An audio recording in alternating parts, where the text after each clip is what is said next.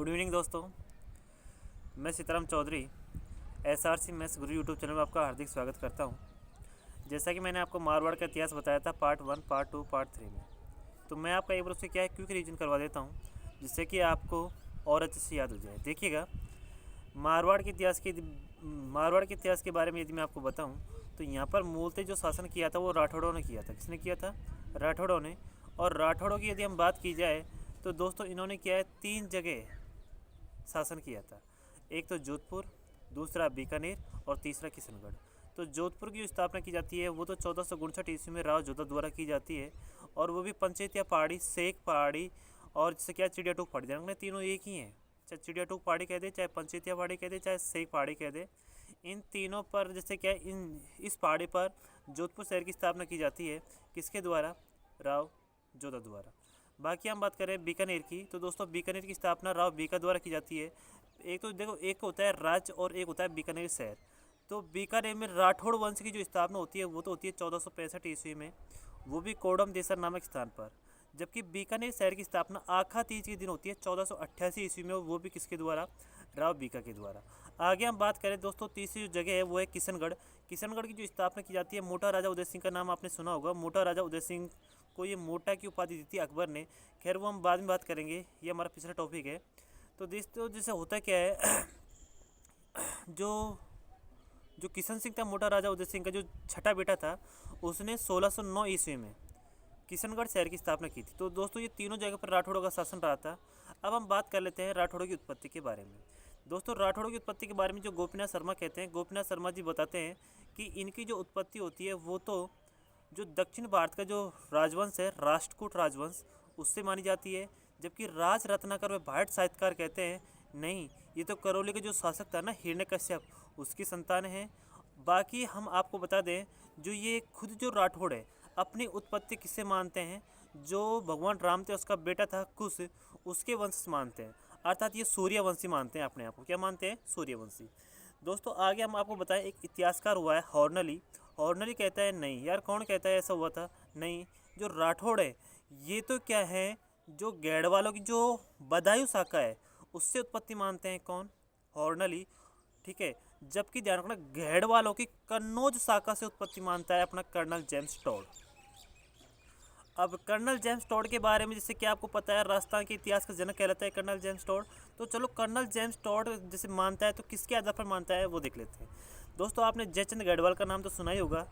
तो जो अजमेर का जो शासक था पृथ्वीराज चौहान थर्ड, उसका ससुर था ही, संयोगिता का पिता था। ठीक है। तो जयचंद गढ़वाल का बेटा हुआ सेतुराम, और सेतुराम का बेटा हुआ राव सिंहा। तो दोस्तों ऐसा कहा जाता है कि राव सिंहा एक बार क्या है, भ्रमण के लिए पुष्कर गया हुआ था। तो वहाँ पर उनकी मुलाकात होती है पालीवाल ब्राह्मणों से। दोस्तों पालीवाल ब्राह्मणों से उसकी जैसे क्या मुलाकात होती है, तो पालीवाल ब्राह्मण उसको देखते पहचान जाते हैं, और पालीवाल ब्राह्मण उनसे एक विनती करते हैं, महाराज हमारी रक्षा करें, हमारी क्या करें? रक्षा करें। उन्होंने कहा भाई ऐसी क्या बात है, क्या हुआ आपके साथ में? तो उन्होंने कहा कि हमें क्या जो तुर्की आक्रांता है वो क्या परेशान करते हैं। कौन परेशान करते हैं? तुर्की आक्रांता। तो ऐसा कहते हैं कि राव सिंह उनके साथ जाता है और तुर्की आक्रांताओं को वहाँ से खदेड़ कर भगा देता है। और पाली में ही जैसे क्या उसने क्या की थी राठौड़ राजवंश की क्या कर दी थी स्थापना। तो मैं कह सकता हूँ सबसे पहले राव सिंह ने राठौड़ों की जो पहली राजधानी बनाया था वो बनाया था दोस्तों पाली को। ठीक है। आगे हम बात करें, देखिएगा इस तरह से क्या मूलतः वैसे देखा जाए तो राठौड़ों की यहाँ पर 4 राजधानी रही। जोधपुर की बात कर रहा हूँ। ठीक है। जो जैसे क्या शासक आए थे उस तरह देखिए कैसे कैसे पहली राजधानी रही थी पाली, जो किसने बनाई थी? राव सिंह ने। दूसरी बनाई थी खेड़ा बालोतरा, जो बनाई थी राव मल्लीनाथ जी ने, जो लोक देवता भी रहे हैं। तीसरी बनाई थी मंडोर, जो बनाई थी राव चूड़ा ने। और चौथी बनाई थी जोधपुर, जो बनाई थी राव जोधा ने। ठीक है। यहाँ तक की बात क्लियर है। आगे देखते हैं दोस्तों, इनकी कुल देवी और उनकी जो आराध्य देवी उनके बारे में चर्चा कर लेते हैं। देखिए कुल देवी की यदि बात की जाए जिससे क्या राठौड़ों की, तो कुल देवी मानी जाती है नागणेची माता। चाहे नागणेची माता मिल जाए, चाहे नाग नेचा माता मिल जाए, चाहे चक्रेश्वरी माता मिल जाए, चाहे के अंदर पंखनी माता मिल जाए, कोई सी भी, ये सारी एक ही देवी के नाम है दोस्तों। तो उनकी कुल देवी मैंने आपको बता दी, चाहे नागणेची, नागणेचा, पंखनी, चक्रेश्वरी, ये सब एक ही देवी हैं। ठीक है। इसका जो मूल मंदिर है दोस्तों, मूल मंदिर तो है नगणा गांव बाड़मेर में। जिसका निर्माण करवाया था राव दुवड़ ने। जबकि इसका जो आधुनिक जो वर्तमान मंदिर है वो मेहरानगढ़ दुर्ग है जो जोधपुर में, वहाँ पर बना हुआ है, जिसका निर्माण राव जोधा ने करवाया था। ठीक है, आगे हम यदि बात करें आराध्य देवी। अब आप सोचो कि सर अभी अभी आपने कुल देवी बताई, अब आप बता रहे हो आराध्य देवी, तो इनमें अंतर क्या है? मैं आपको ये पीछे ही बता चुका हूँ दोस्तों। कुल देवी तो होती है जिसने उनके कुल में जन्म लिया हो, उनके वंश में जन्म लिया हो, तो वो तो कहलाती है कुल देवी। जबकि आराध्य देवी जो अपनी आराधना से हम जिस देवी को मानते हैं वो कहलाती है आराध्य देवी।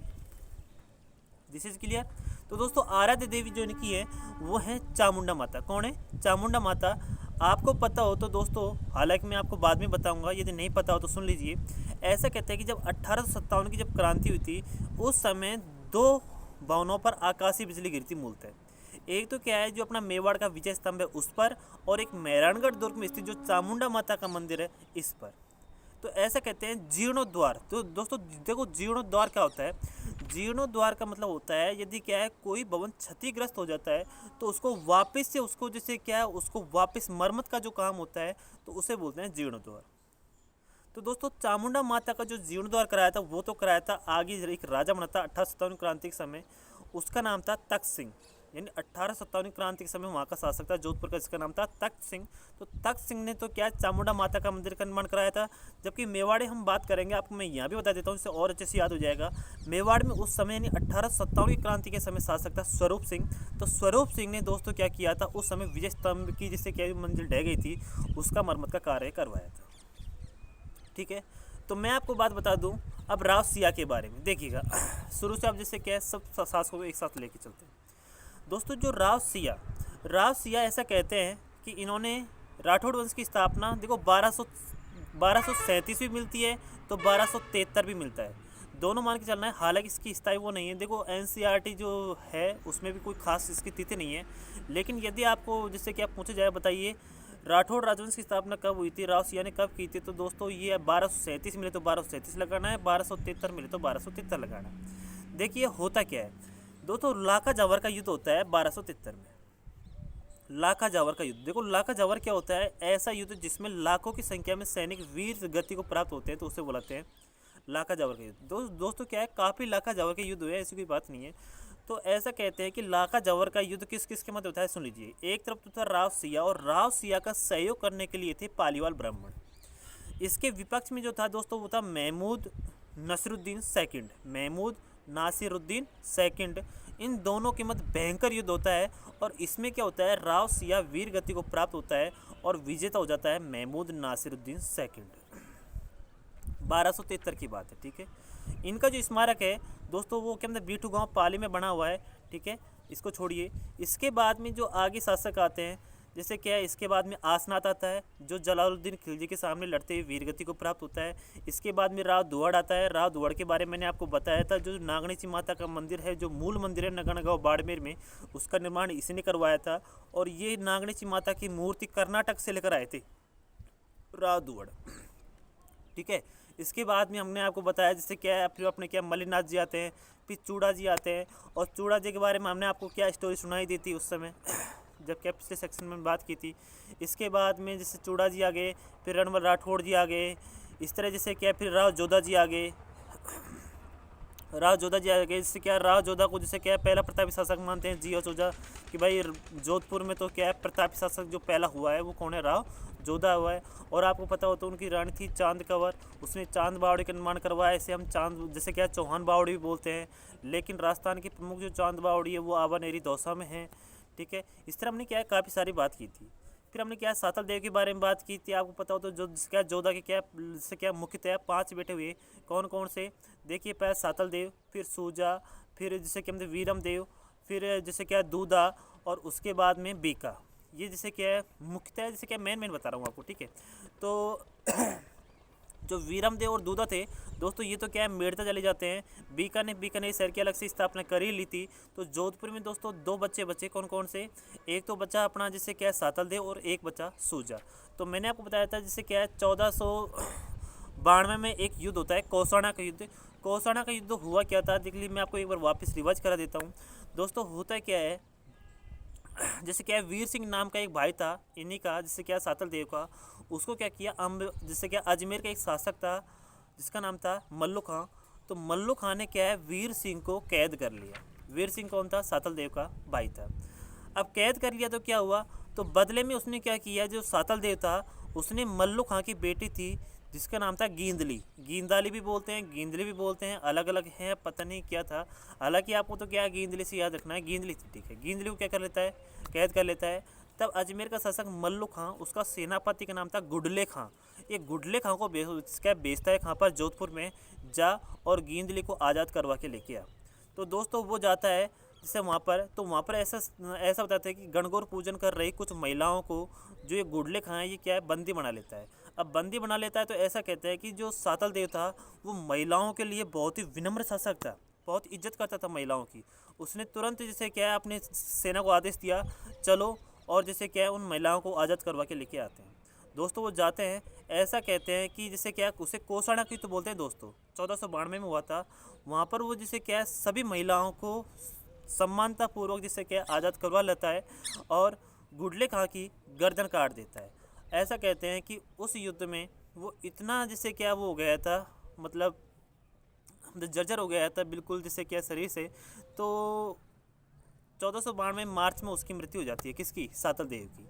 ऐसा कहते हैं कि जब गुडले खां की मृत्यु की जाती थी, जिससे क्या की गई थी, तो दोस्तों उस दिन थी चैत्र कृष्ण अष्टमी। चैत्र कृष्ण अष्टमी, इसी कारण चैत्र कृष्ण अष्टमी को गुडला नृत्य का आयोजन किया जाता है। चलो खैर ये हो गई हमारी छोटी मोटी बातें। इसके बाद में दोस्तों सूजा आता है। 1492 से लेकर 1514 तक तो शासन रहता है कौन? सूजा। सूजा के बारे में आपको ओनली एक ही बात याद रखनी है, जो ये सूजा था ना, सूजा था भाई, इसके ऊपर ध्यान रखना, राव बीका का आक्रमण हुआ था। किसका आक्रमण हुआ था? राव बीका का। ये क्वेश्चन पूछ सकता है, बताइए राव बीका ने जोधपुर के किस शासक के ऊपर आक्रमण किया था? तो दोस्तों वो है राव सूजा। अब देखिए इसने क्या आक्रमण क्यों किया था, एक बात बताइए, है तो भाई भाई सूजा का ही तो भाई है बीका, इसने भाई के ऊपर आक्रमण क्यों किया? एक बात बताओ, इसने अलग से अपना साम्राज्य का भाई अलग से डाल लिया, नो प्रॉब्लम, बीकानेर की स्थापना कर दी इसने, नो प्रॉब्लम, ये वहाँ पर शासन चला रहा है बीका, कोई दिक्कत नहीं है यहाँ तक। तो एक बात बताइए, यदि मैं हूँ, मेरे पापा हैं, मेरे पापा के 3 बच्चे हैं, ठीक है, मैं और मेरे 2 भाई हैं। एक बात बताओ, मेरे पापा की संपत्ति पर हम तीनों भाइयों को बताओ समान अधिकार होगा नहीं होगा? होगा, बोलो होगा नहीं होगा? बिल्कुल होगा। तो ऐसा कहते हैं कि कुछ प्रतीक चिन्ह रखे हुए थे जोधपुर में जिनको लेने के लिए आया था। ऐसा कहते हैं कि जो राव बीका था, पितृभक्ति के लिए जाना जाता है राव बीका, उसने राज्य को पाने के लिए कभी आक्रमण नहीं किया, ओनली प्रतीक चिन्ह की खातिर उसने किया है, राव सूजा पर क्या किया था, आक्रमण किया था। तब जैसे क्या उनकी जो माँ थी उसके कहने पर सूजा ने वो प्रतीक चिन्ह उसको लौटा दिए थे बीका को, और बीका से जैसे क्या कुशलतापूर्वक चुपचाप निकल गया। दोस्तों ये तो था सूजा। इसके बाद में आता है राव बागा। राव बागा ओनली 1 साल शासन करता है, 1514 से लेकर 1515 तक। इसके बाद में आता है दोस्तों राव गांगा, जिसका शासनकाल रहता है 1515 से लेकर 1532 ईस्वी तक। अब देखिए इसका शासन कैसे रहता है, थोड़ी सी चलो भाई अब बात कर लेते हैं राव गांगा के बारे में। ऐसा कहते हैं दोस्तों, बांगड़ी का एक ठाकुर था जिसने अपना अंगूठा काट कर गांग देव को क्या किया था, राज्य किया था। ये जोधपुर का सबसे विनम्र शासक माना जाता है राव गांगा। इसने कभी भी किसी को परेशान नहीं किया। ऐसा कहते हैं कि इसने क्या परेशान नहीं किया, ये किसी को परेशान नहीं करता था। तो इस केस में जो सामंत और जो जागीरदार हुआ करते थे, उसने क्या है जोधपुर का अधिकांश भाग अपने कब्जे में कर लिया।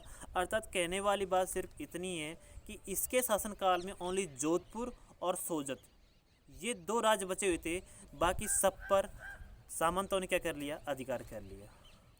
इसीलिए तो कहते हैं कि लोग भाई विनम्र का ज़्यादा फ़ायदा उठाते हैं, हालांकि उठाना नहीं चाहिए, लेकिन वो तो खैर क्या बताएं संसार सागर है भाई। अब देखिए इसने निर्माण किस किस का करवाया। एक तो है गांगोलाव तालाब, गांगोलाव तालाब का निर्माण कराया, गंगा बावड़ी का निर्माण करवाया, ठीक है, गंग श्याम मंदिर का निर्माण करवाया। जो गंग श्याम मंदिर का जो निर्माण करवाया था, यहाँ जो मूर्ति लाई गई थी दोस्तों वो सिरोही से लाई गई थी। कहाँ से लाई गई थी? सिरोही से। एक बात मैं आपको बता दूँ, जो गांगदेव था दोस्तों ये क्या शराब पीने का थोड़ा आदी था। ऐसा कहते हैं इसका एक बेटा था मालदेव। मालदेव ने जब देखा कि यार अपने पापा के शासनकाल में तो सामंतों ने अधिकार कर लिया सभी जैसे क्या जगहों पर, ओनली जैसे जोधपुर और सोजत बचे हैं। तो इसने क्या किया, इसके मन में एक विचार आया कि क्यों न पापा को ख़त्म कर दिया जाए, क्यों न पापा को ख़त्म कर दिया जाए। एक बार क्या होता है दोस्तों, जो गांगदेव था वो छत के ऊपर जैसे क्या है शराब पीकर टहल रहा था, तो उसके जैसे क्या है 2 अंग रक्षक भी थे गांगदेव के, मूला और बाणा। ऐसा कहते हैं कि मूला और बाणा की तो मालदेव हत्या कर देता है, साथ में ही अपने पिता को छत से धक्का के जिसे क्या धक्का देकर नीचे गिरा देता है और गांगदेव की मृत्यु हो जाती है। इसी कारण जो मालदेव राठौड़ है, इसको राठौड़ों का पहला पितृहंता कहा जाता है। This is clear. चलो अब दोस्तों बात करते हैं अपने किसकी, मालदेव राठौड़ की। दोस्तों मालदेव जो राठौड़ रहता है अब 1532 से लेकर अब ये आगे चलेगा 1562 तक। चलो दोस्तों ऐसे करते हैं, फिर ये वीडियो ज़्यादा बड़ी हो जाएगी। देखो यदि आपको मेरे बताए हुए जो कंटेंट हैं यदि समझ में आ रहे हैं तो प्लीज़ मेरा आपसे एक निवेदन है, वीडियो को लाइक करें, शेयर करें, और यदि आप चैनल पे नए हैं तो सब्सक्राइब करके इस चैनल की शोभा बढ़ाएं। बाकी मिलते हैं अगली वीडियो में। जय हिंद, जय भारत।